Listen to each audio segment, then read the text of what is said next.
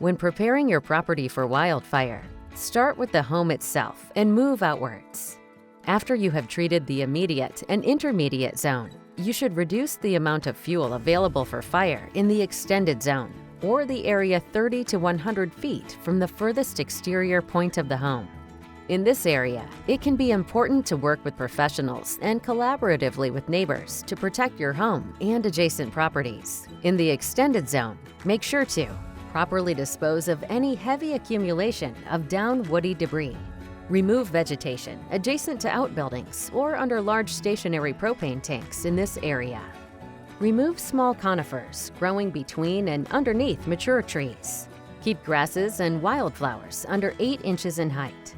Thin trees to a minimum of 12 feet between canopy tops. You may want to work with a forestry professional to determine the appropriate spacing, as these recommendations may increase due to slope, tree species, and other site conditions.